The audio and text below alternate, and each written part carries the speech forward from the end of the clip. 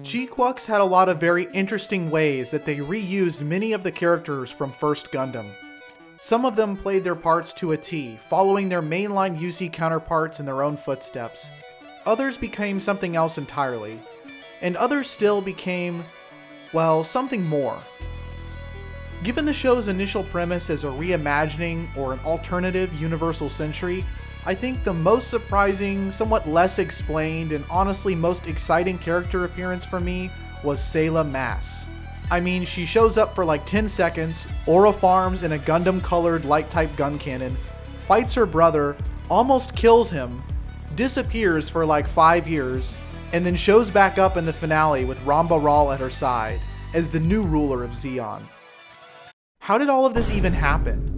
Sayla's appearance in GQuuuuuuX really stands out, because she's the only member of the original White Base crew to make any kind of appearance whatsoever. Admittedly, the one-year war flashbacks that play out in GQuuuuuuX are entirely from the perspective of Zeon. We don't really see what's going on the Federation side of things.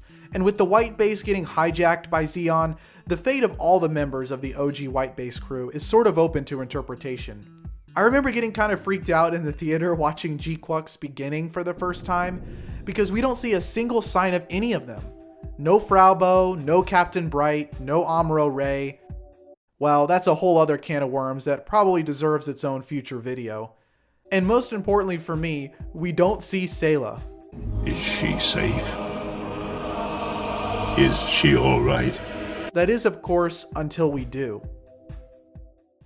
Late December, UC 0079. We are in the final throes of the one-year war. At the Second Battle of Solomon, Char is about to finally enact his revenge against the Zabis and avenge his family by sabotaging Zeon's own plans to destroy the Solomon asteroid base from hitting Granada. And just as he's about to succeed, one lone Federation pilot shows up to stop him.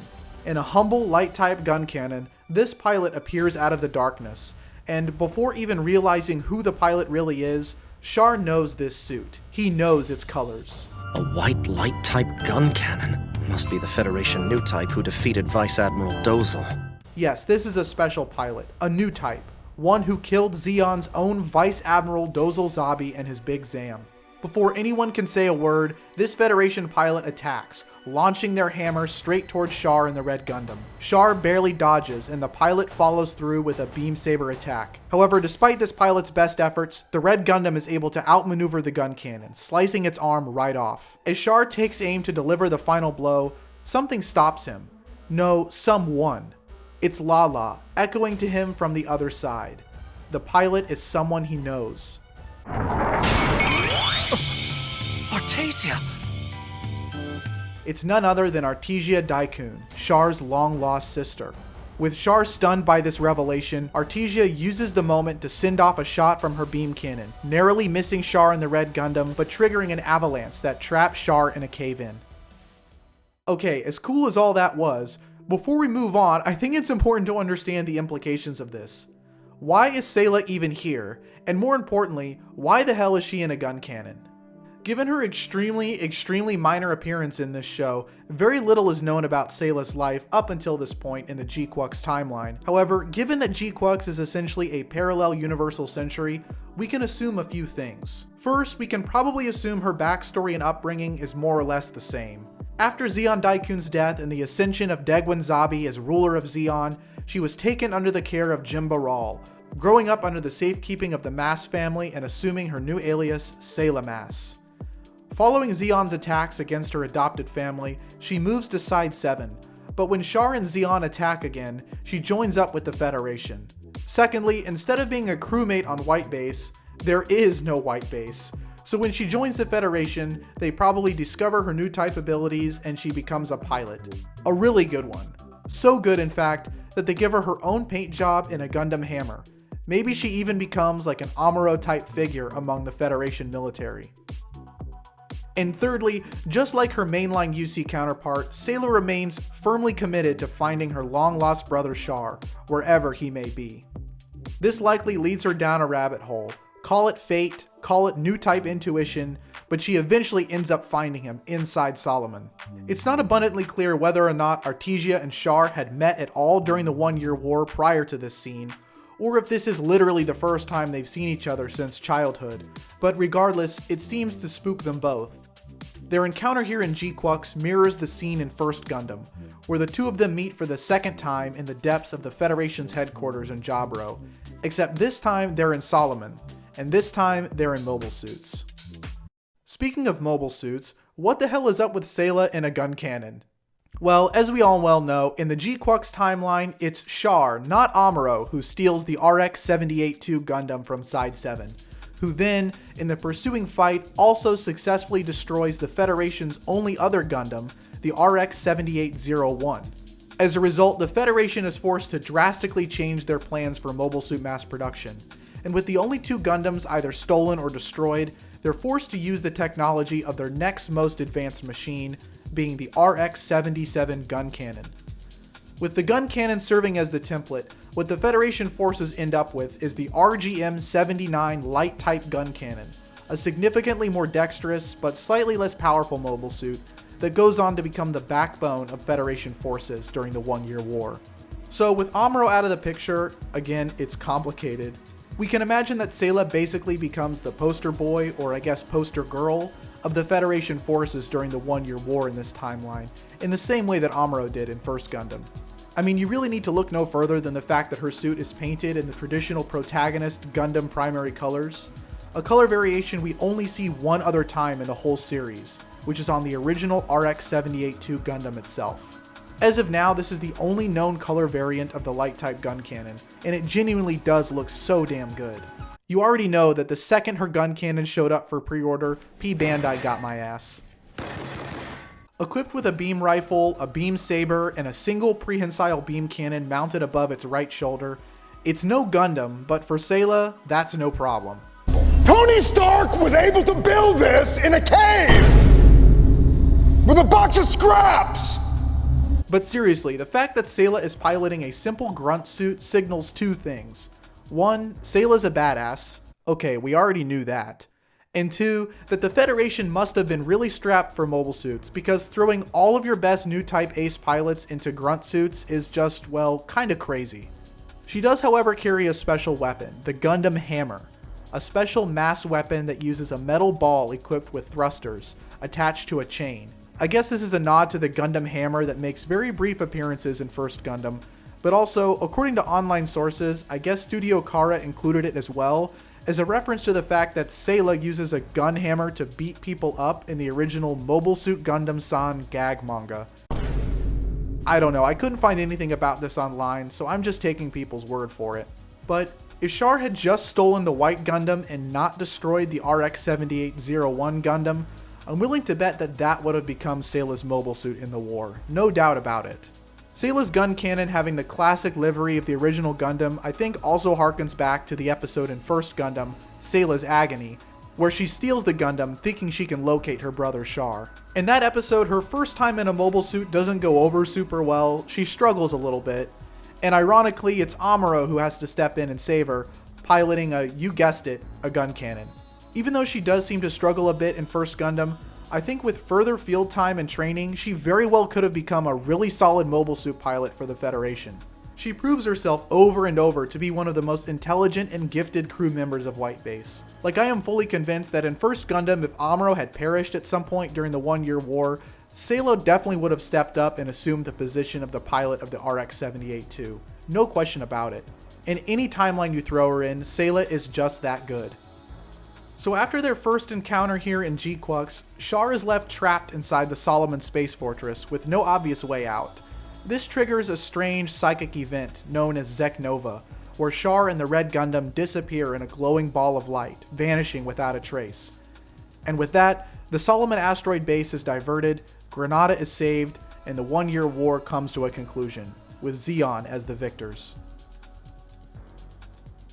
What Sayla is up to for the rest of the entire war, or where she goes after it ends in Zeon's victory, is anyone's guess. My guess is, just like in mainline UC, Sayla chose to remain off the grid, away from the horrors of war, and trying to rebuild something of a normal life. Or perhaps, if we run with the idea that she's treated like Amuro in the series, maybe she's in Federation custody, under house arrest, or it's possible that some members of Zeon, like Shalia Bull, are continuing to keep tabs on her. Sayla doesn't appear again until the 12th and final episode of GQuuuuuuX, and that's why I, during the climax of the fight, amidst the U-Magnetho incident, an all-out brawl is taking place, and Char, after learning of Shuji's true motives, Lala's intervention in this timeline, and her as the source of Zek Nova, he begins to turn. In a world as distorted as this, I doubt the age of Newtypes will ever come to be. Thus, I shall see to it that this omnipotent being is removed from this world. Only then will we be able to lead humanity, but only after that. It's after hearing these words that Shalia confesses his true plan. Shalia Bull! The Zabi family is no more. We fully support Lady Artesia to lead Zeon! It seems as though Sayla's ascension to the throne of Zeon was in Shalia's plan all along, or at least a contingent of it. After all, he assumed for the longest time that Char had perished at Solomon. That was the story everyone knew. But when the Red Gundam reappeared, and then Char here at the very end, it became clear to Shalia that Char, whoever he had become, was not the right one to lead Zeon. It is then that Shalia comes to a sobering conclusion. I finally see now. It'd be too dangerous to let you lead Zeon. Just as Lady Cassilia almost did. Eventually you'd purge the Earth of all human life. The emptiness within you reveals it all. As we all know in mainline UC, Shalia's observation here ends up becoming completely true, almost prophetic. Char was not pure of heart. He allowed his emotions to cloud his judgment, putting humanity on a dark path of conquest, death, and destruction. During the scene with Shuji, where we glimpse into the other side, again, we see Sayla and her G-Fighter or Core Booster begging Amuro and Char to stop the fighting, to lay down their weapons. If you really think about it, Sayla is kind of an integral part of the entire tragedy between Amuro, Char, and Lala. After all, it's Sayla who attacks Char in the G-Fighter, and Char almost kills her until Lala tells him that that's his sister.